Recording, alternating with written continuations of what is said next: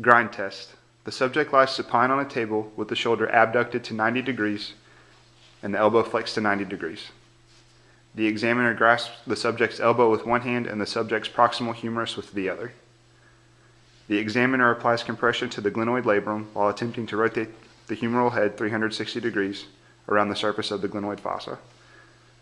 A positive finding of a grinding or clunking sensation may be indicative of a glenoid labrum tear to the specific location that is being compressed. Clunk test. The subject lies supine on a table. The examiner places one hand on the posterior aspect of the subject's humeral head and the other hand proximal to the subject's elbow along the distal humerus. The examiner passively abducts and externally rotates the subject's arm overhead and applies an anterior force to the humerus. The examiner then circumducts the humeral head around the glenoid labrum. A positive finding of a grinding or clunking sensation may be indicative of a glenoid labrum tear.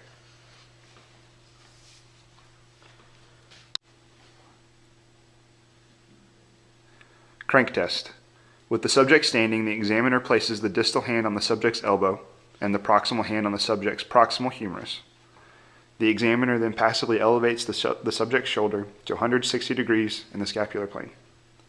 With the distal hand, the examiner applies a load along the long axis of the humerus, while the proximal hand externally and internally rotates the humerus. Pain and/or clicking are indicative of glenoid labral pathology.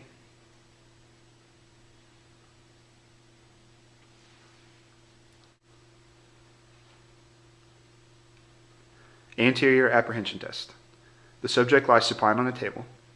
With the subject's involved shoulder in 90 degrees of abduction and the elbow in 90 degrees of flexion, the examiner slowly externally rotates the shoulder. A positive finding for this test can be interpreted if the subject looks apprehensive or expresses feelings of apprehension toward further movement in the externally rotated direction. This test is used to mimic the positioning and movement of an anterior dislocation of the glenohumeral joint, thus recreating a subject's episode of instability. Anterior jaw test. The subject lies supine with the glenohumeral joint positioned at the edge of the table. The examiner stands next to the involved shoulder, placing one hand around the humerus below the surgical neck. The other hand stabilizes the scapula by placing the fingers behind the subject on the spine of the scapula and the thumb over the coracoid process. The subject must remain relaxed while the examiner passively abducts the glenohumeral joint 30 to 35 degrees. While stabilizing the scapula, the examiner firmly glides the head of the humerus anteriorly while applying slight distraction to the glenohumeral joint. Increased anterior translation of the humeral head relative to the scapula and glenoid fossa may be indicative of anterior instability. The subject may exhibit apprehension if the test is positive. Hawkins-Kennedy impingement test. The subject sits or stands with both upper extremities relaxed. The examiner stands with one hand grasping the subject's elbow and the other hand grasping the subject's wrist, both on the test arm. The examiner forward flexes the shoulder to 90 degrees and then internally rotates the subject's test shoulder. Shoulder pain and apprehension are indicative of shoulder impingement, particularly of the supraspinatus tendon. This test tends to be the most sensitive for assessing subacromial impingement. Crossover impingement test. The subject sits. The examiner stands with one hand on the posterior aspect of the subject's shoulder to stabilize the trunk, and the other hand grasping the subject's elbow on the test arm. With the subject's trunk stabilized, the examiner passively and maximally horizontally adducts the test shoulder. Superior shoulder pain is indicative of acromioclavicular joint pathology. Anterior shoulder pain is indicative of subscapularis, supraspinatus, and/or biceps long head pathology. Posterior shoulder pain is indicative of infraspinatus, teres minor, and/or posterior capsule pathology. Near impingement test. The subject sits or stands with both upper extremities relaxed. The examiner stands with one hand on the scapula and the other hand grasping the subject's elbow. With the subject's scapula stabilized, the examiner passively and maximally forward flexes the test shoulder. Shoulder pain and apprehension are indicative of shoulder impingement, particularly of the supraspinatus and biceps long head tendons. Speeds test.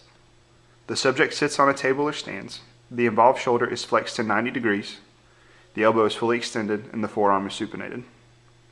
The examiner places one hand along the volar aspect of the subject's forearm and the other hand on the proximal aspect of the subject's humerus near the area of the bicipital groove. The examiner resists the subject's attempt to actively flex the humerus forward. Tenderness and/or pain in the bicipital groove is a positive finding that may suggest bicipital tendinitis.